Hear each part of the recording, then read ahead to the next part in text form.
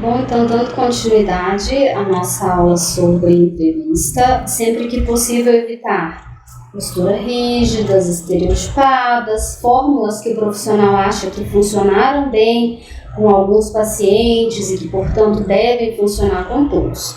Assim, ele deve buscar uma atitude mais flexível, que seja adequada à personalidade da pessoa que veio buscar ajuda, aos sintomas que apresenta no momento, a bagagem cultural, os valores, a linguagem, enfim. Então, a gente não pode ter um jeito. Eu aprendi a fazer entrevista, então todas as entrevistas eu vou fazer do mesmo jeito. Ou, essa é a cara de sabichão que eu faço para a pessoa. Não existe isso, né? Cada pessoa ela é única, então a gente, com a prática, a gente vai aprendendo a como se colocar, como adequar a linguagem corporal e assim por diante. Atitude excessivamente neutra ou fria, que muito frequentemente na nossa cultura transmite à pessoa a sensação de distância e desprezo, que foi o que eu falei antes. Quer dizer, a pessoa ela está contando algo muito doloroso para ela e a gente mantém a nossa cara de paisagem. Eu costumo brincar, ela está falando de algo que é difícil para ela, tentando manejar a emoção, e a sua expressão facial é como se ela estivesse te contando que foi na feira hoje de manhã. Não faz sentido, né? Mas ao mesmo tempo, essa expressão facial ela não pode denotar um impacto excessivo, um horror, um nojo, algo do tipo. Que é o que ele traz aqui, reações exageradamente emotivas ou artificialmente calorosas, que produzem, na maioria das vezes, uma falsa intimidade. O que eu tenho para dizer é que quando a gente se envolve na história, quando a gente está completamente entregue ao momento, aquilo que a pessoa traz, a intensidade emocional que tem naquilo que ela traz, a gente consegue trazer uma espécie de ressonância afetiva. Então a gente não vai nem de mais e nem de menos, porque se a gente criar um jeito de reagir, isso não vai ser verdadeiro. Uma atitude receptiva e calorosa, mais discreta, de respeito e consideração pelo paciente é o ideal para a primeira entrevista, né? Então, tudo bem se você estiver ansioso, tudo bem se você não tiver muita experiência, né? Mas criar um clima de confiança para que a história da pessoa venha e a gente consiga ajudá-la e entender aquilo que é importante para fazer o diagnóstico, para pensar na intervenção terapêutica. Comentários valorativos ou julgamentos sobre o paciente, sobre o que o paciente relata ou apresenta. Juízo de valor de forma nenhuma. E outra coisa, é importante a gente tentar anotar nas palavras que o paciente trouxe, né? Então, o Dalgal Arrondo, ele propõe tanto para a gente não anotar demais, ficar obsessivamente anotando cada vírgula, cada linha, né? Então, de repente, anotar algumas palavras-chave para eu me lembrar os pontos mais importantes que foram trazidos aqui, talvez alguma frase, algum pensamento, alguma emoção, aí sim eu colocar com as palavras que o paciente trouxe, e não aquilo que eu interpretei do que ele trouxe, e especialmente para ele não trazer algum juízo de valor, tipo, nossa, você fez isso mesmo? Não acredito! Então isso a gente faz com o vizinho, com os amigos, né? Enfim, mas não com o paciente, então a gente tem que tomar esses cuidados. Reações emocionais intensas de pena ou compaixão. O paciente desesperadamente transtornado aos prantos em uma situação existencial dramática beneficia-se mais de um profissional que acolhe tal sofrimento de forma empática, mas discreta, que de um profissional que se desespera junto com ele. Responder com hostilidade ou agressão às investidas hostis ou agressivas de alguns pacientes. O profissional deve se esforçar por demonstrar serenidade e firmeza diante de uma pessoa agressiva ou muito hostil. Também deve ficar claro que na entrevista há limites. O clínico procura responder ao paciente, que eleva a voz e se exalta, sempre em voz mais baixa que a dele. Então, eu tenho que ter clareza e consciência do que aquilo ativa em mim, né? E é interessante a gente pensar nos conceitos de transferência e contra-transferência, e aí eu não vou me ater a nenhuma abordagem teórica em especial.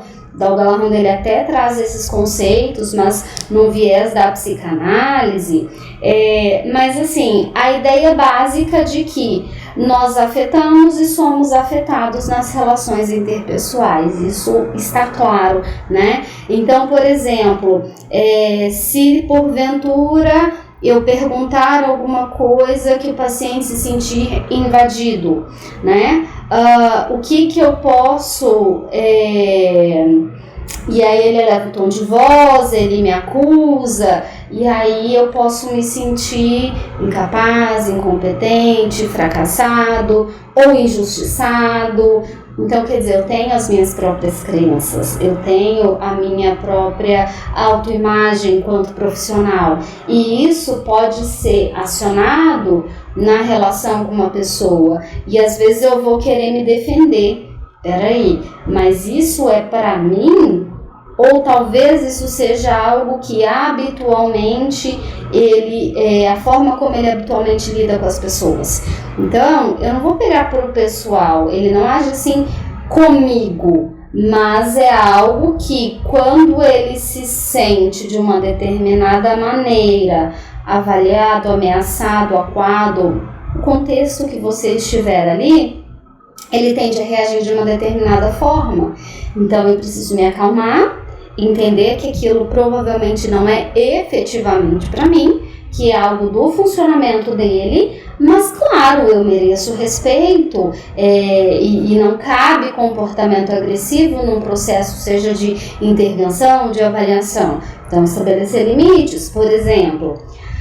Olha, talvez algo que eu tenha falado ou algo que eu tenha perguntado possa ter deixado você insatisfeito ou te ativado de alguma forma. Essa não foi a minha intenção. Eu gostaria de te pedir desculpas caso algo que eu tenha dito ou feito tenha te machucado de alguma maneira, mas eu não posso permitir que você fale assim comigo. Eu estou aqui enquanto profissional com o objetivo de te ajudar. Mas quando você fala essas coisas dessa forma e nesse tom de voz, isso me distancia. Então eu preciso que você se acalme, que a gente entenda o que aconteceu aqui, para então retomar o nosso processo de avaliação. Quer dizer, você pontua a grosseria, o comportamento hostil e acaba pontuando o que cabe, o que não cabe naquele contexto. Entrevistas excessivamente prolixas, em que o paciente fala, mas no fundo não diz nada de substancial sobre o seu sofrimento. O profissional deve ter a habilidade de conduzir a entrevista para termos e pontos significativos, interrompendo o discurso do paciente quando julgar necessário. Então, às vezes, pode ser um prejuízo no pensamento, ele não consegue encadear ideias, manter uma coerência, um pensamento lógico, e isso prejudica o conteúdo daquilo que traz. Às vezes é uma estratégia até evitativa, quer dizer, para mim é doloroso entrar num determinado assunto e então eu acabo falando de coisas que não são pertinentes ou que são tangenciais à pergunta e eu acabo me esquivando de responder. Aí a gente precisa... deixa eu voltar um pouquinho. Então eu tinha te perguntado tal coisa, não ficou clara para mim a tua resposta em relação a isso. Você pode retomar, por favor? Então às vezes você percebe que o paciente deu uma volta, para um pouquinho, retoma a tua última pergunta. Por isso que o teu processo atencional tem que estar muito ali no momento, porque se você está ligado na tua próxima pergunta, você às vezes não se dá conta de que ele efetivamente não respondeu a tua questão anterior. fazer muitas anotações durante a entrevista, né? É bom evitar, pois em alguns casos pode transmitir ao paciente que as anotações são mais importantes que a própria entrevista. Então, por exemplo, às vezes um paciente que tem uma ideação mais paranoide, mais persecutória, ele pode se sentir incomodado com o fato de você tomar notas durante o atendimento. Portanto, a gente tem que prestar atenção na reação dele quando a gente faz essas anotações e talvez até perguntar se ele se incomoda. Claro que muitas vezes a gente não vai se recordar de tudo, então tomar nota é um processo importante, como eu falei, de preferência anotar com as próprias palavras do paciente, mas eu não vou anotar tudo, senão eu me perco do contato visual, da observação, enfim. Então, especialmente para quem está começando, a gente tende a aconselhar que não marque um atendimento muito próximo do outro para que você tenha tempo de aquilo que você não tomou nota das suas observações, você conseguir fazer um resuminho ali do que de principal você observou e vai registrar antes de passar para um próximo atendimento e talvez perder ali algo de importante que ele tenha colocado. As 3 regras de ouro da entrevista em saúde mental. Primeiro, pacientes organizados mentalmente, com inteligência normal, com escolaridade boa ou razoável, fora de um estado psicótico, devem ser entrevistados de forma mais aberta, permitindo que falem, se expressem de uma maneira mais fluente e espontânea. Aqui, o entrevistador fala pouco, fazendo algumas pontuações para que o indivíduo conte a sua história. Portanto, eu vou com a minha lógica do que deve constar em termos de perguntas nesse primeiro momento, mas eu vou permitir que o paciente fale muito mais. Por quê?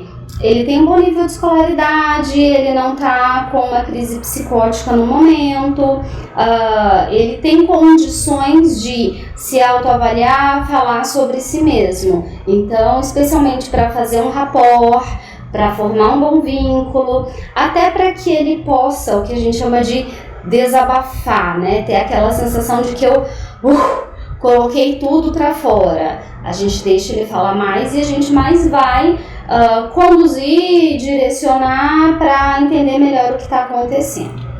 Pacientes desorganizados, com nível intelectual baixo, em estado psicótico ou paranoide, travado por um alto nível de ansiedade, devem ser entrevistados de uma forma mais estruturada.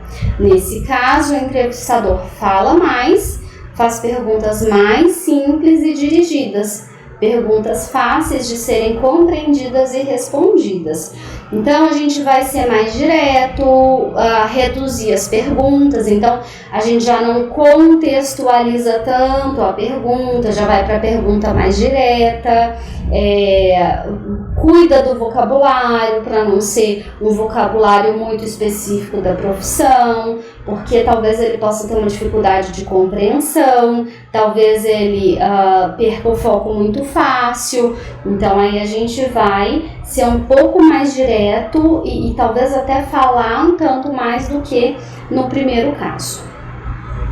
Nos primeiros contatos com pacientes muito tímidos, ansiosos ou paranoides, deve-se fazer primeiro perguntas neutras, mas na verdade a gente geralmente faz isso, né? Que são os dados de identificação. A não ser que o paciente já tenha preenchido esses dados com a recepção do local, por exemplo.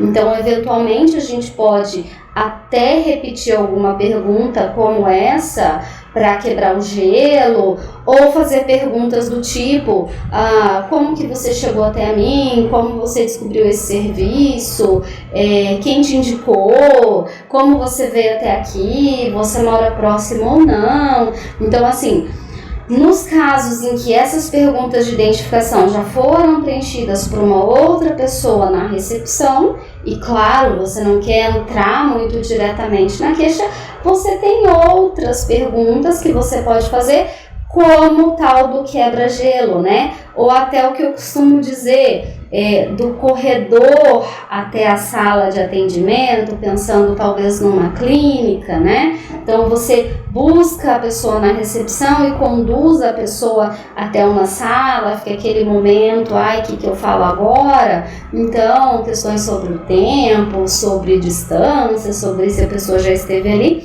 ajuda um pouquinho a quebrar esse gelo, né? E aí as perguntas mais quentes, né, que seriam qual o seu problema? Qual o seu problema não, né? Qual o seu problema? Não, o que te traz aqui? O que fez você procurar esse atendimento? Que dificuldades você vem enfrentando recentemente? Né? Ou, por exemplo, vamos imaginar que já tem uma ficha e aí o que aconteceu para que você agredisse os seus familiares? Então, talvez eu já tenha falado com um familiar, talvez um policial trouxe a pessoa ali já com essa queixa. De qualquer maneira, é algo mais focado, você não começa com esse tipo de pergunta, né? Então, ele coloca, o Dalga Larrondo, vale a sabedoria popular que diz: um mingau quente se come pela beirada, né? Então, eu vou entrar ali no assunto devagarzinho, começando com perguntas de identificação, com algumas perguntas de aquecimento, perguntar se ele aceita uma água, um café, se estiver disponível, enfim, até que a pessoa se sinta um pouquinho mais à vontade para então eu poder entrar naquilo que realmente eu preciso saber. Bom, algumas questões importantes, né? A apresentação, às vezes a gente fica tão ansioso assim, tô começando agora, não tenho experiência, esqueci de me apresentar, né? Então, qual o seu nome, a profissão, né? Porque o Dalga Larrondo é um livro que vai servir para os profissionais da área de saúde, por isso que ele vai colocar a especialidade ou a profissão. Então, bom dia, meu nome é Aline, eu sou psicóloga e eu queria te conhecer um pouquinho, dado que você veio procurar o nosso atendimento, né? Pensando numa questão da clínica, pensando talvez num atendimento em hospital. O objetivo é outro, pensando no atendimento em uma ambulância, o objetivo é outro, o tempo é outro, o setting é outro. Então é por isso que a gente tem que colocar o objetivo da entrevista. E o Dalga Larrondo, ele coloca ali a profissão, porque é um livro para diversas áreas da saúde, portanto poderia ser um enfermeiro, poderia ser um médico, clínico geral, enfim. É importante falar da confidencialidade das informações, isto olha, tudo que a gente conversar será mantido em sigilo, você pode confiar em mim. Se você tiver receio de que, porventura, eu conte algo que você contar para mim para uma outra pessoa, eu estou sob o código de ética do profissional e isso me impede de relatar o que você me trouxe para uma outra pessoa. As pessoas às vezes não sabem, né, o que é o trabalho do psicólogo, e aí é importante a gente informar isso logo de início. É claro que um comportamento que possa colocar a vida de uma outra pessoa em perigo, ou até a vida do próprio paciente, pensando numa ideação, num plano suicida, aí isso tem precedente e aí o sigilo ele é quebrado, mas também eu não preciso fazer um tratado. Olha, então tudo que você disser vai ser mantido em sigilo, exceto se tal. Não. Né? Então, em tese, a imensa maioria das informações são mantidas em sigilo, exceto informações que colocam a vida do indivíduo em perigo, a vida de terceiros em perigo, ou porventura algum crime que ele tenha cometido, algo nesse sentido. E é importante também a gente saber que a gente pode recorrer aos conselhos regionais de psicologia, né? Sem identificar o indivíduo, mas, poxa, eu estou em dúvida, será que uma situação como essa é um caso de quebrar o sigilo ou não quebrar o sigilo e como eu faço isso. Então os conselhos eles estão ali para nos orientar. Eu não estarei quebrando o sigilo quando eu vou fazer uma consulta ao conselho, se eu não dou o nome, se eu não identifico, se eu não dou dados que possam, porventura, identificar esse paciente. Então eu levo a dúvida e peço uma assessoria. Outra coisa, abordar a necessidade de colaboração mútua, né? Então, se o paciente mentir para mim, se ele não falar tudo, se ele não trouxer a verdade, se ele, enfim, falsear alguma coisa, como que eu posso ajudar, né? Então, independente do objetivo dessa entrevista, eu vou precisar da colaboração dele para que eu possa efetivamente ajudar. Na primeira entrevista, o profissional deve inicialmente colher os dados sociodemográficos básicos, como qual o seu nome, o nome completo, qual a sua idade, qual a sua data de nascimento, porque às vezes a pessoa fica ali muitos anos, então a gente pode pedir a data de nascimento e calcular a idade, ou pedir a idade e a data de nascimento, enfim, de onde ele é, né? Então, às vezes a gente tem questões culturais muito importantes. Eu, por exemplo, moro em Campo Grande, Mato Grosso do Sul, mas eu não sou originária daqui. Então, às vezes, eu tenho um tanto de dificuldade em relação a determinados aspectos da cultura, ou a fazer amizades, ou a me inserir, a fazer parte de algum grupo, enfim. Então, essas questões são importantes. A pessoa não é daquele local. Às vezes tem questão de sotaque, você não entende muito bem, tem regionalismo, enfim. Então, pode ser que isso seja um ponto importante. E é importante a gente identificar estado civil, com quem reside, a questão da renda, né? A renda individual, a renda familiar. Se a gente pensar, por exemplo, no serviço escola, uma pessoa que tem uma renda que talvez ela tivesse condições de pagar um atendimento particular ou que ela tem um convênio, muitas vezes a gente vai encaminhá-la para a rede particular ou para o convênio, visto que a nossa demanda é muito grande, pode demorar para que ela receba o atendimento em si, talvez possa ser um processo de triagem. Ou, por exemplo, como eu falei lá no início, talvez eu precise de exames complementares, talvez eu precise da avaliação de uma área específica, um diagnóstico neurológico, um diagnóstico da neuropsicologia, enfim. Então, saber da renda, saber do plano de saúde pode me ajudar. Talvez a renda esteja relacionada às queixas, talvez eu tenha que acionar o Centro de Referência em Assistência Social, o CRAS, o CREAS, enfim. Então a renda também a renda individual e a renda familiar acabam sendo sim uma informação importante e relevante. Com quem reside, né? Porque aí eu tenho que pensar na questão da renda por indivíduo, e também nos possíveis conflitos, na possível rede de apoio, né? Às vezes é uma casa com muitas pessoas num ambiente muito pequeno, às vezes são poucas pessoas numa casa muito grande, e aí talvez favorecendo uma sensação de isolamento, por exemplo. A profissão, atividade profissional. Então, às vezes a pessoa tem uma profissão, tem um curso superior, mas não exerce, como ela se sente em relação a isso, se ela tem satisfação com a atividade profissional ou não. Então, assim, dependendo do objetivo da entrevista e o que vai se fazer com essas informações, é algo importante para a gente saber. Religião, né? A gente tem muitas variedades de religiões no nosso país. E dependendo de algumas questões que a gente aborda no processo terapêutico, a religião da pessoa pode interferir tanto positivamente quanto negativamente. Então, estar ciente disso Por exemplo, se é um serviço que funciona aos sábados, algumas religiões não permitem que a pessoa faça cursos ou atendimentos aos sábados, por exemplo. Então, esses detalhes podem fazer diferença, é importante a gente estar ciente para não ter surpresas. Após tais informações que de fato situam quem é o paciente que chega ao serviço de saúde, deve-se solicitar que o indivíduo relate a queixa básica, o sofrimento, a dificuldade ou o conflito que o traz à consulta.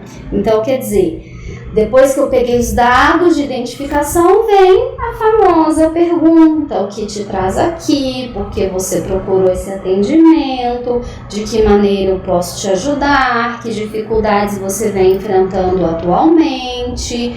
Coisas nesse sentido.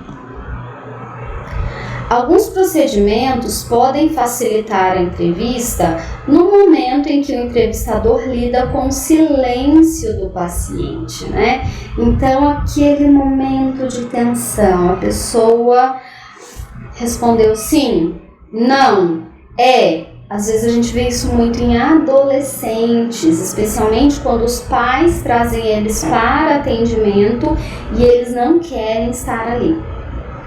Então, a gente tem algumas dicas, né? O Dalgal Arruda tem algumas dicas. O profissional deve fazer perguntas e colocações breves que assinalem sua presença efetiva e mostrem ao paciente que ele está atento e tranquilo para ouvi-lo.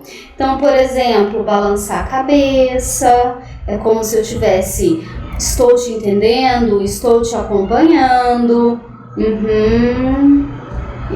Então, né? Então, ou você parafrasear, ou você trazer uma pequena parte daquilo que ele terminou de falar, ou fazer pequenos resumos. Então, deixa eu ver se eu estou entendendo bem. O que você me disse em relação a tal assunto é que... Entendi corretamente? Ou seja, quando você faz um breve resumo do que ele falou, você está, primeiro, se certificando que você entendeu corretamente e, segundo, dizendo para ele que, olha, eu estou atento àquilo que você está dizendo, porque, eventualmente, o paciente pode, poxa, a pessoa ficou tão calada por tanto tempo, será que ela está ali ou será que ela está longe, né? E, às vezes, por exemplo, se você faz um atendimento logo após o almoço, que é um horário crítico ali pra gente sentir aquele sono, e às vezes tem paciente que tem uma fala mais monótona, num tom de voz mais baixo, então também a gente tem que tomar cuidado com os bocejos, com a dificuldade de concentração, então não deixar por longos períodos de tempo e às vezes até se desconectar daquilo que a pessoa está falando. O entrevistador deve evitar perguntas muito direcionadas, fechadas, que possam ser respondidas com sim ou não categóricos. Por exemplo, você gosta de chocolate? Gosto. Poderia, um exemplo que não tem a ver com a psicopatologia, mas só para a gente entender a lógica, né?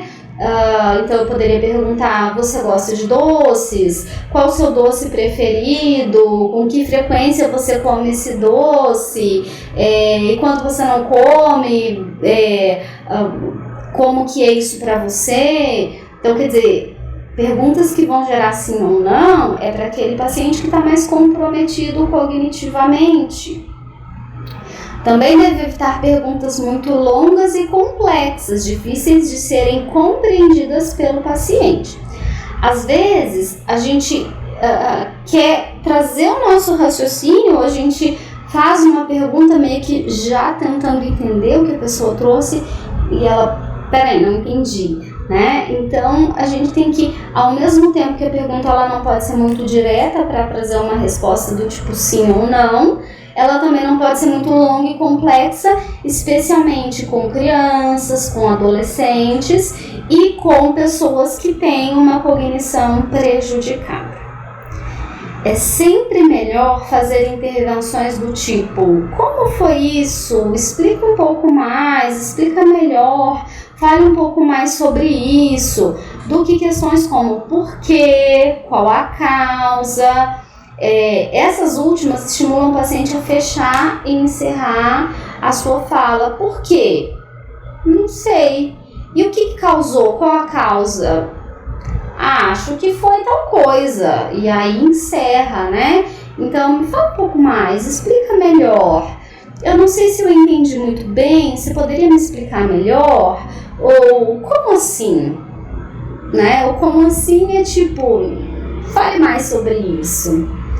O entrevistador deve buscar para cada paciente em particular o tipo de intervenção que facilite a continuidade de sua fala. Uma coisa muito importante, a gente tem que cuidar para não embutir a resposta na pergunta, do tipo, você gosta mais de futebol então? Né? Então não entendi bem qual seria o teu esporte preferido, ou quais esportes você se identifica mais. Conter a resposta ali na pergunta pode induzir o paciente, do tipo, alguma vez você já foi abusado? Uma pergunta muito direta, né? Especialmente para uma entrevista. Então a gente vai perguntando do ambiente, dos relacionamentos, e vai abordando aos poucos para tentar fazer com que aquilo que a gente quer saber surja no discurso do paciente e não que seja algo que a gente direciona em termos de resposta. À medida que o relato feito pelo indivíduo progride, ele vai sendo encaixado em determinada estrutura de história que está na mente do entrevistador. Surgirão lacunas nessa história que saltarão a mente do profissional. Após a fase de exposição livre, a gente faz perguntas que faltam para completar e esclarecer os pontos importantes da história e da anamnese de modo geral. Então, uma coisa que é importante e faz diferença é pensar numa espécie de linha da vida, né? Que eventos se sucederam uns aos outros, para tentar identificar possíveis impactos de um evento em relação a outro evento. Ou seja, então vamos pensar que a queixa que a pessoa me traz se refere a relacionamentos amorosos. Então, identificar quantos relacionamentos a pessoa já teve, qual o perfil dessas pessoas com as quais ela se envolveu, partiu de quem a iniciativa para se aproximar, para iniciar o relacionamento, para findar o relacionamento, às vezes quando terminou um e quando iniciou o outro, porque pode ter tido uma traição, então quer dizer, eu comecei esse relacionamento, mas eu ainda estava envolvido com essa pessoa, enfim, e quando começou o conflito com essa, a partir de que momento você começou a se desapegar emocionalmente, a partir de que momento você começou a se apegar emocionalmente a outra pessoa. Então essas lacunas é mais fácil da gente identificar, por exemplo, numa supervisão.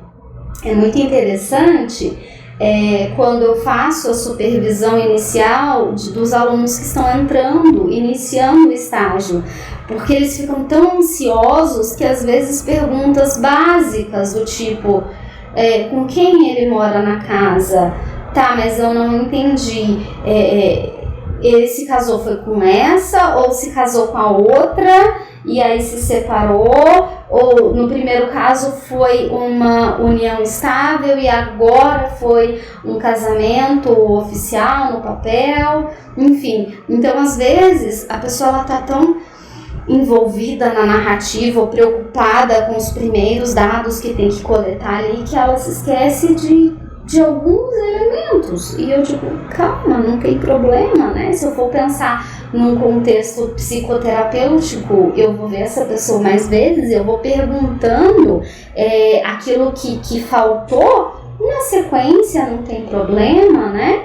E outra coisa que eu sempre sugiro, pensando num viés de um modelo teórico, é que pelo menos no modelo teórico que eu trabalho, a gente tem um eixo de análise que é a conceitualização de caso.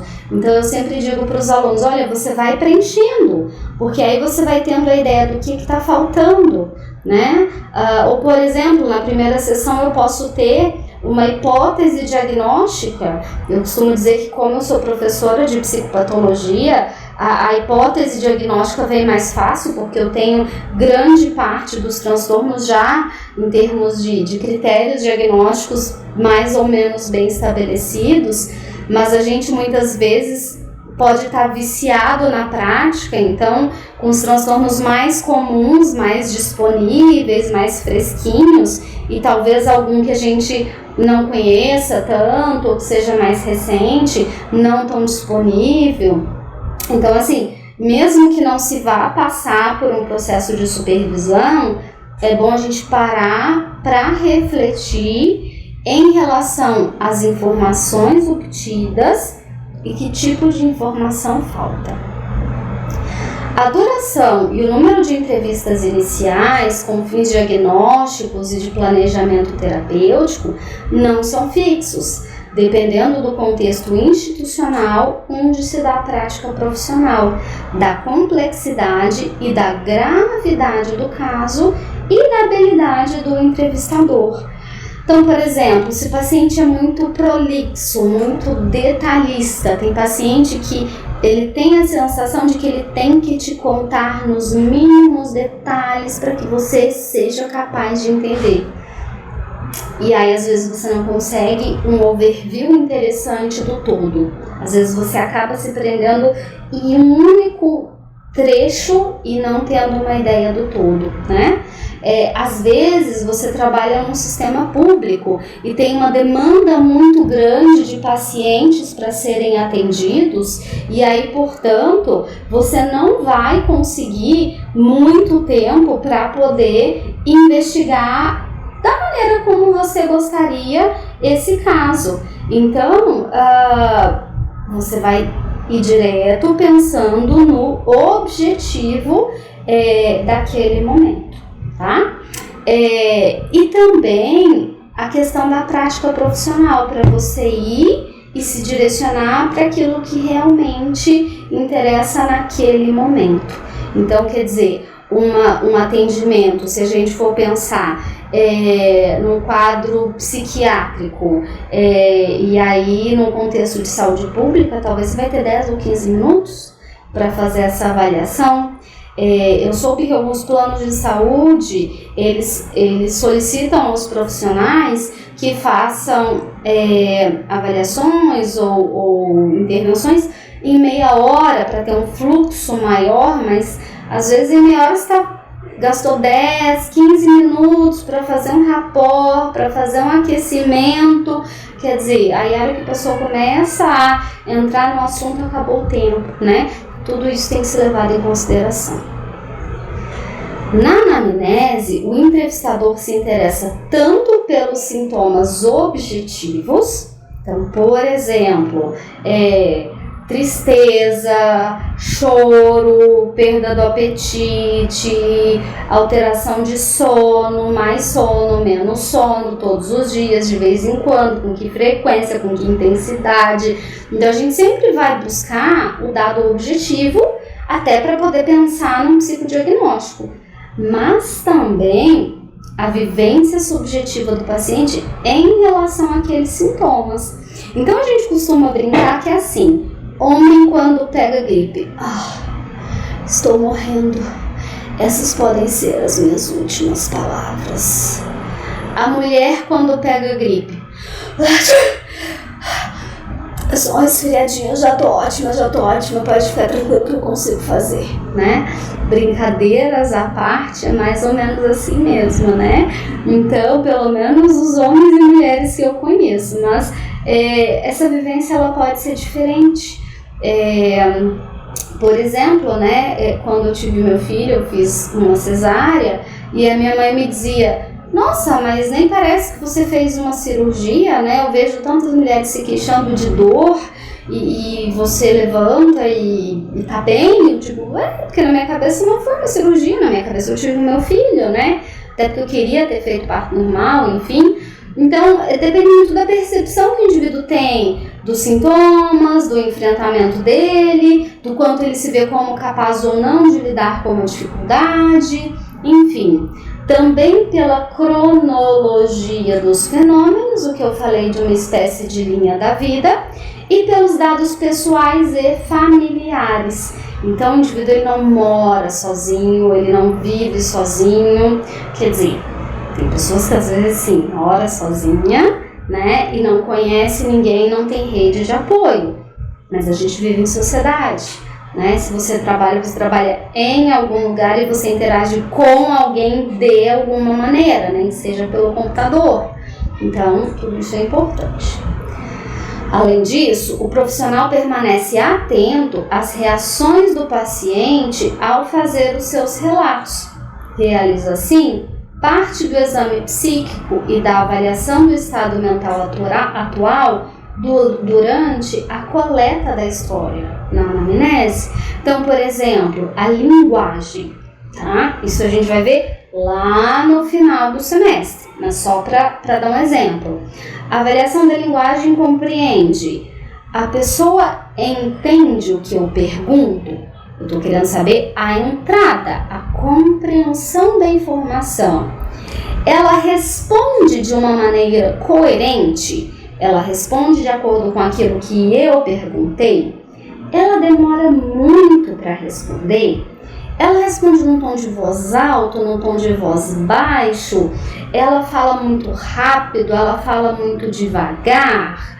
Então, são aspectos da linguagem que eu vou captar por meio da observação, que também, por sua vez, vai me dar indícios em relação ao pensamento.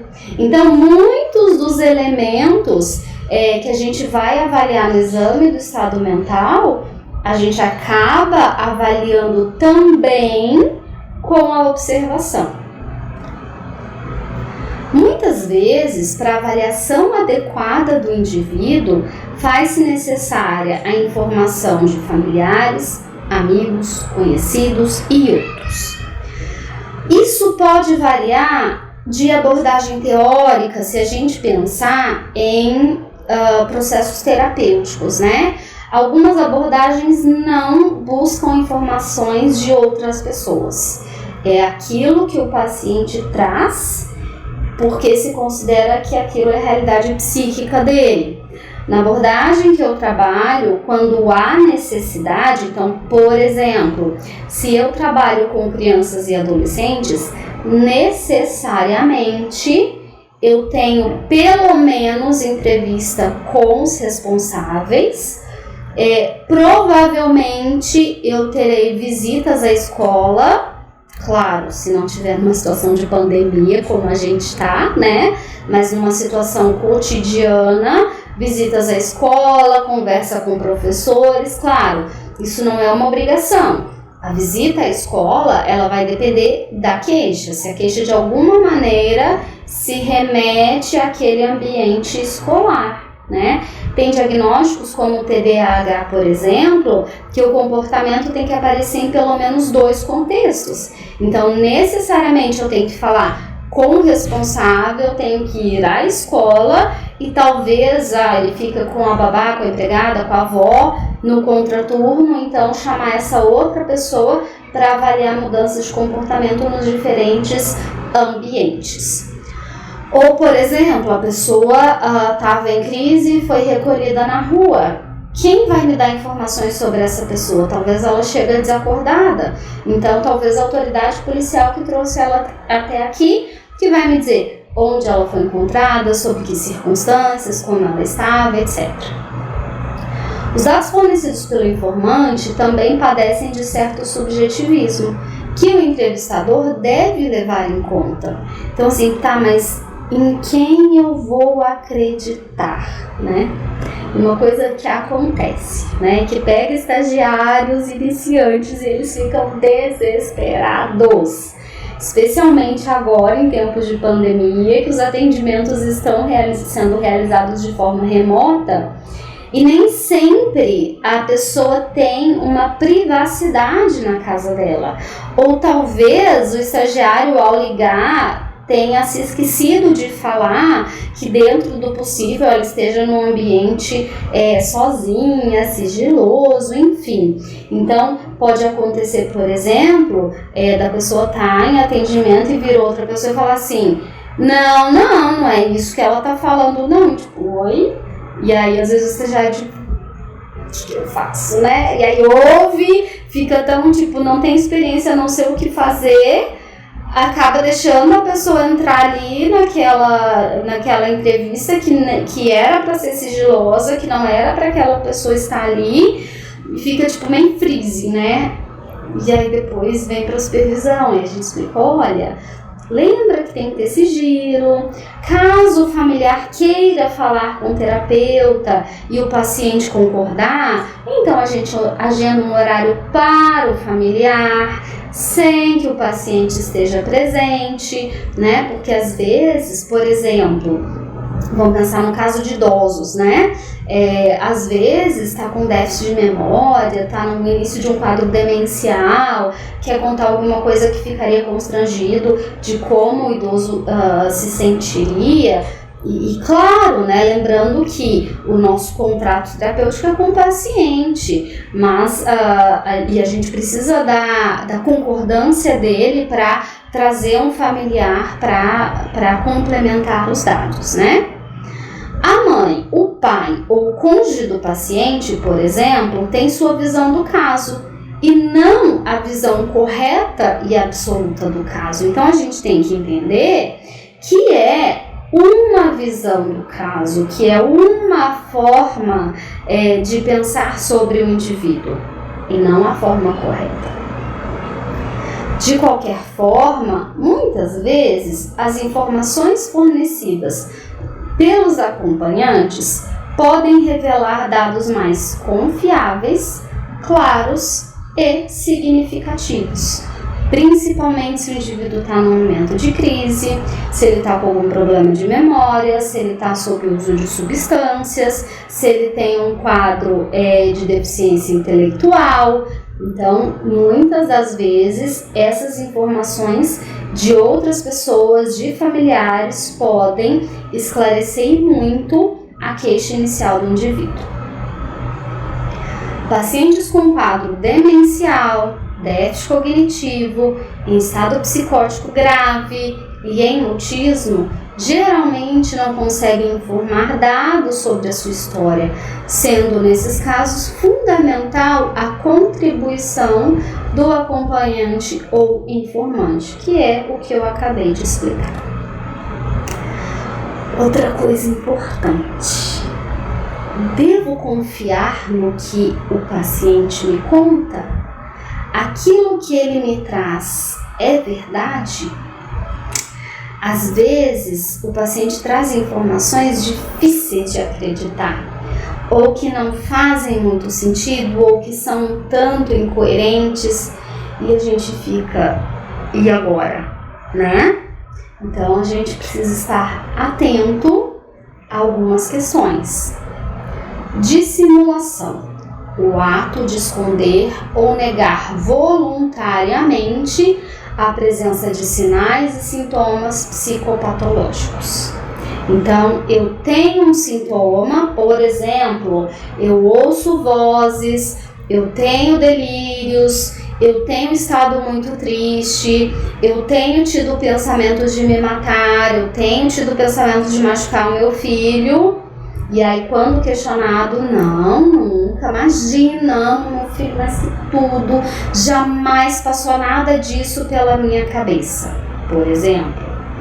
Simulação: é a tentativa do paciente de criar, apresentar como faria um ator, voluntariamente um sintoma, sinal ou vivência que de fato não tem.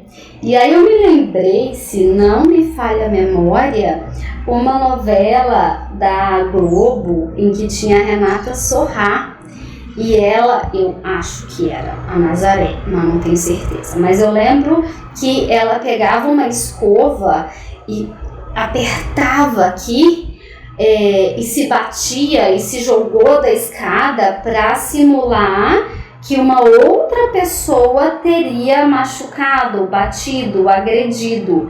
E ela queria incriminar essa pessoa, né? Não me pergunte quem, nem o nome da novela, tá? Mas assim, foi só um exemplo que me veio à mente agora. Geralmente, o paciente que simula sintomas visa obter algum ganho com isso. Dispensa do trabalho, então, hoje eu não estou a fim de trabalhar, hoje eu quero fazer outra coisa, meus amigos vão viajar e eu quero ir junto, ou eu estou cansado, enfim. Então, eu estou morrendo de dor de cabeça, eu não consigo, eu estou com a visão embaçada. Então, simula algum sintoma para ter algum tipo de dispensa do trabalho, para conseguir aposentadoria ou algum tipo de benefício, e aí os bons pagam pelos maus, porque não é incomum isso, a pessoa querer tirar algum tipo de vantagem e simular sintomas, e aí a pessoa que, especialmente na área da psicopatologia, da psiquiatria, eu já ouvi muitos pacientes reclamarem disso, assim, que a perícia é uma tortura, porque ela vai passar por uma sabatina, o médico perito vai perguntar como se ele desconfiasse dela, como se ela estivesse mentindo, mas a gente não pode desconsiderar que tem um monte de gente que faz isso mesmo, né? Como uma aula como essa, quer dizer, qualquer pessoa pode acessar. Se você procura no Google, no YouTube, o DSM é um manual que ele é vendido a qualquer um que tenha dinheiro para comprar. Eu me lembro que tinha um site que tinha todos os sintomas dos transtornos mentais, tem depoimentos de pessoas relatando transtornos mentais. Então, quer dizer, é muito fácil eu olhar, pesquisar e simular um sintoma para ter algum tipo de benefício, né?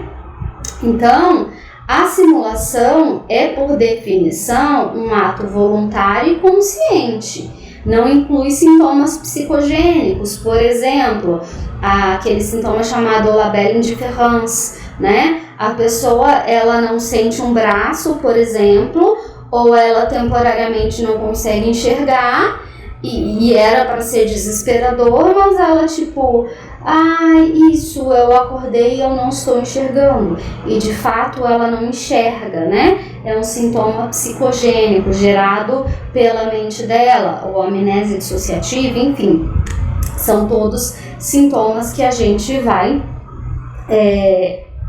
conversar ao longo do semestre, né? Então a gente tem que estar muito atento à dissimulação e à simulação. No contexto clínico, isso pode acontecer muito em questão de alienação parental. Então não é incomum que um genitor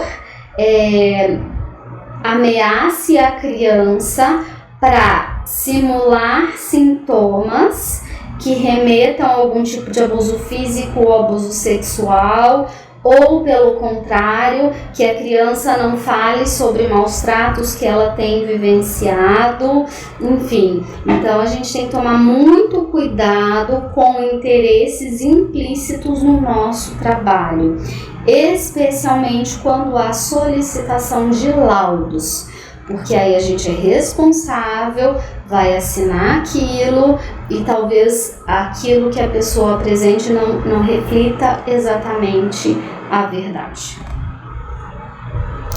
Crítica do paciente e insight em relação a sintomas e transtornos.